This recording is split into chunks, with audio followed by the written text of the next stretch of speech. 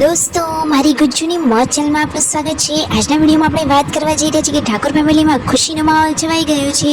Thakor family માટે થોડી એક નાની કવિતા થઈ જાય તો ચાલો મારી સાથે કે ઠાકોર ફેમિલીના આંગણે આજે છે ગુંજે ખુશીઓનો સૂરજ ઉગી ઉઠ્યો છે। નાનકડા છોટો બેબીના આગમનથી આખું ઘર પ્રેમથી જળી ઉઠ્યું છે।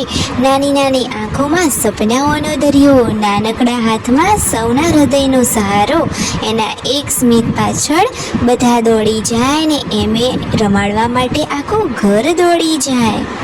બધાએ એમને તો વારા પરથી તેડી લીધું। સૌથી પહેલાં એને કોને તેડી લીધું? એક પછી એક સૌ વારા પરથી તેડે, વાલ આશીર્વાદ અને પ્રેમથી ખોળો ભરે। કોઈ ગાલે ઝુમન કરે તો કોઈ નાનકડા હાથ પકડે, કોઈ એની સાથે મીઠી મીઠી વાતો કરે।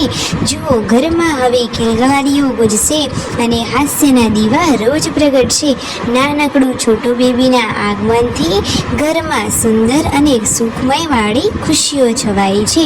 હવે એક મીઠો સવાલ કે કોણ કોણ આતુરતાથી રાહ જોતા હતા? તો શું હવે ફાઇનલી ખુશખબરી આવી? તો તમે લોકો કેટલા ખુશ થયા કોમેન્ટમાં તમારો રિપ્લાય અવશ્ય જણાવજો। આ નાનું મહેમાન ઘરમાં આવ્યા અને સાથે ખુશીઓનો વરસાદ લાવ્યા। દાદાના એ તો લાડકા બની ગયા છોટું બેબી, અને દાદીમા માટે તો ઘરનો ચાંદ બની ગયા। તો છોટું બેબી તો લાવ્યા છે ખુશીઓનો વરસાદ। બા બાપુજી આશીર્વાદ વરસાવે ને હંમેશા સુખી રહે એવી દુઆ કરે। કાકા કાકી ખોળામાં લે એવા માટે આતુર, એક સ્મિત થઈ જાય બધાના મને ગમતું મગ્ન ગીત। અને સંજયભાઈ તો તેના પિતા છે, એમના તો ધબકારા જ સ્પીડમાં થઈ ગયા છે। આ તો એકદમ વાલનો સંસાર વરસી રહ્યો છે।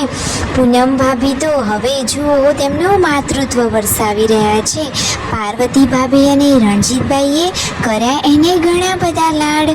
જુઓ તો ખરા કે ઘરનો આ છોટો બેબીને જોઈને બધાનો આનંદ કેટલો છલકાયો।